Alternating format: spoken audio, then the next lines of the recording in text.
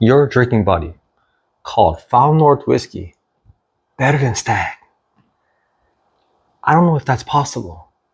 Second, this is worth $140. Is it worth the money? Let's find out.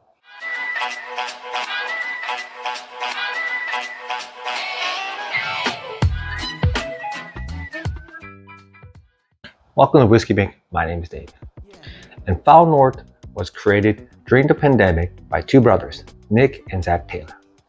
Their main goal, make unique blended whiskeys that appeal to bourbon drinkers. So they thought bourbon and rye had too narrow of a flavor profile. Because of so many restrictions and regulations, they thought they didn't really like what they were blending. So what they did, they chose Canadian whiskey, which has a lot less restrictions on, mash bills and barrels and wood and all that good stuff. So one of the downsides of Canadian whiskey, it doesn't have that much restrictions and regulations. So you can add additives, color, and all this stuff to kind of make it taste better or look better. And that's not good. So one of their primary goals was to be absolutely transparent so it could appeal to bourbon drinkers. So I'll go over the information on this batch and you'll see they are super transparent. So far in their whiskey journey, they have 7 batches of whiskeys and 3 batches of rye. And all of them are pretty much reviewed really well. I believe their batch 6 was like double gold in the San Francisco Spirits Competition. Their rye is, I haven't seen a bad review yet. And so I'm really excited for this because I wasn't really into blended whiskeys. And then I tried the Old Carter and I said, maybe it's something I should try more often. Back to being transparent, information on batch 7. So the focal point of this 4-barrel blend is a 1998 vintage corn whiskey aged in ex-bourbon cask, or 24-year-old corn whiskey. The second barrel was, I believe, 22-year-old corn whiskey aged in ex-bourbon cask. Third barrel was a 22-year-old corn whiskey aged in new American oak cask. And then a fourth one, and this is the most interesting one, is an 18-year-old rye whiskey aged in Hungarian oak. Now, the cool part about this is that rye barrel was aged 18 years and 11 months.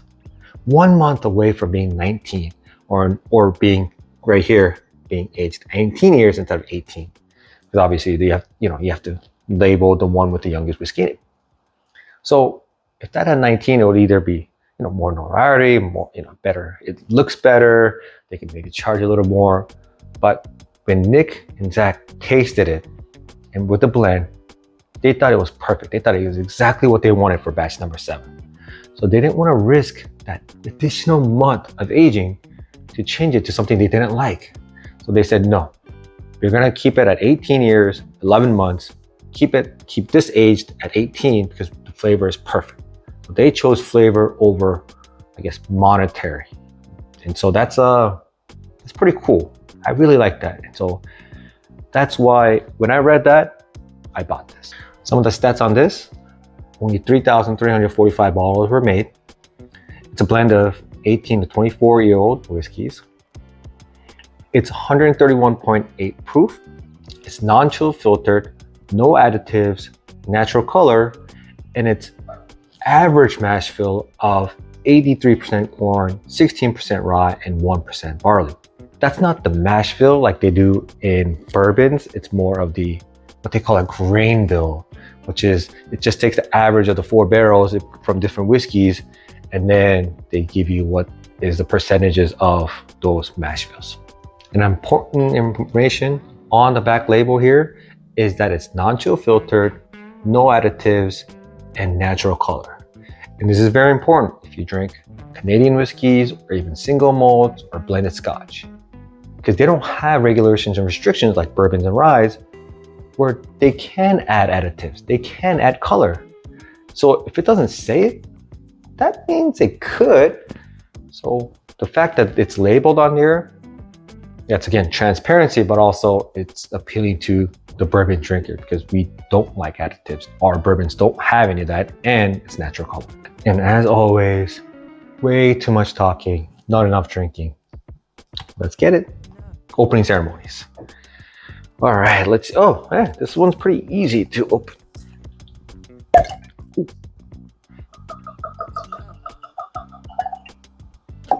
All right, I'm gonna let this open up for a couple of minutes. I'll be right back.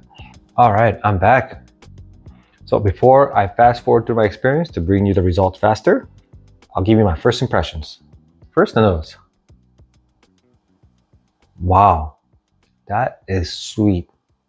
And the palate? A lot spicier than expected. I'll be right back. All right, I'm back. So let me tell you about the experience. First, the nose. It was brown sugar, caramel, and creamy. It was literally creme brulee. It was just burnt brown sugar, burnt caramel, the creamy on the bottom, and then you get some of the vanilla, some of the cinnamon spices, and then the most interesting part, you get a citrus that I called strawberry lemonade. So it had that tanginess of a lemon, but a sweet twist of a strawberry. Yeah, the nose is actually really wonderful. If you're enjoying this content, please push that like button. Also, subscribe to my video. And just a little information, why am I wearing a Miami Dolphins shirt? My Broncos got humiliated at Miami 70-20, and I had a friendly wager with Sean from Echoes of Eternity that whoever loses would wear the other team's shirt. So here I am, wearing this Miami Dolphins 1972 undefeated, shirt. So here you go, Sean. This is for you. So the nose made my mouth water, and I got to the palate. And to my surprise, I got baking spices right away, almost peppery. So I believe in the first impression I said spicy. So it really did just be a lot of spice up front on the first sip. But then once I got acclimated on the second and third sip, I got a lot of the caramel, vanilla, citrus, a little bit of more sweeter berries per se. So it's like a ripe strawberry or a dark cherry per se. It was thick, it was rich, it was creamy. I would say it's a solid bourbon. And that's the interesting part. Even though it's Canadian whiskey, I could never tell this was it because it had all the prototypical bourbon flavors. And the finish was long, it had sweet oak, cinnamon, and dark chocolate. And for being over 130 proof, it really didn't give me a huge hug going down. It was very smooth, very creamy, very nice hug going down. So it was a good experience. My experience score, with all that combined, 8.0. Solid, fantastic bourbon. Or whiskey in this case. But nothing outstanding. I think it had all the right flavors, it had all the right notes. Everything was there. Everything was at the, it was balanced, it's complex, it had the sweet, the spice, the fruit, even the dark chocolate that I like, but nothing outstanding. And so I would say 8.0, solid. Allocation points, I would say it's a 5. When it comes out, because it's not as well known and it says Canadian whiskey, it is available pretty regularly for a couple of weeks. I think for me, the batch 7 was available for, I want to say 2 months, but once it sells out, it's out because it just has so little bottles. Style points, gotta say, it's a 7 because the age statement. 18-year-old for a non-Scotch or single malt is pretty high. Even for a single malt, it's actually pretty high. So the fact that it has an 18-year-old age statement does give it a little more of a boost or swag than any other bottles. I think it's the oldest age that I have, at least, because I don't have many. Actually, I don't have any single malt or Scotch in my collection. So, and then it does have a really cool bottle design with the Far North of the map. It's the So it's pretty cool. And again, the transparency. I think that's another part that gives it a little bit more style. So 7 for me. Price, as I mentioned, $140. I believe that's retail. There's no secondary on this. I don't think people buy and sell this on the secondary market. So $140. So with all that combined, my final rating for Foul North Batch 7 is a sell. Do not buy.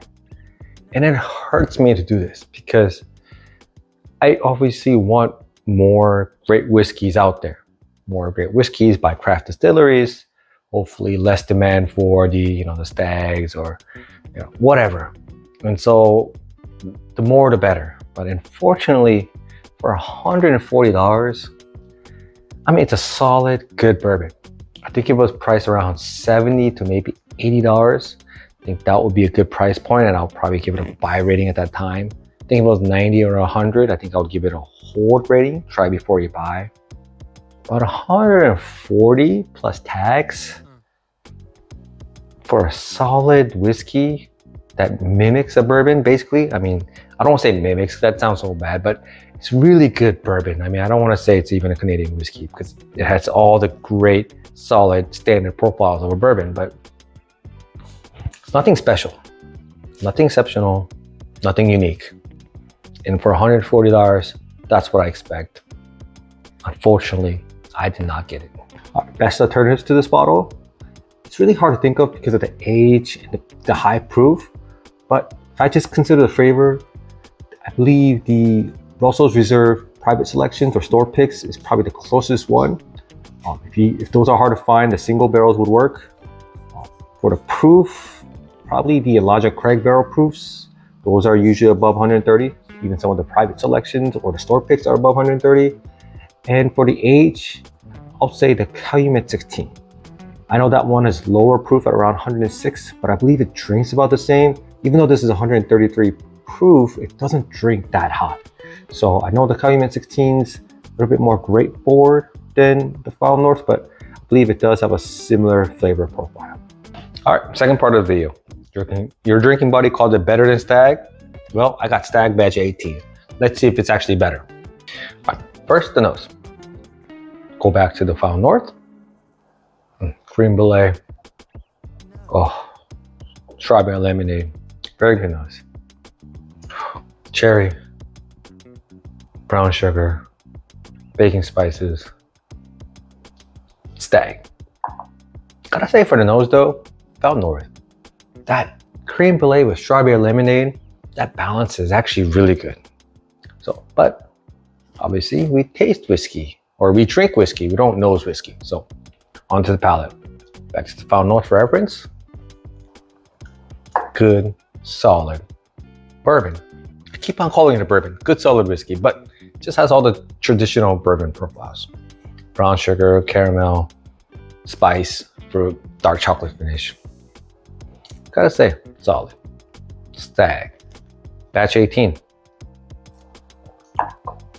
Cherry. Spice.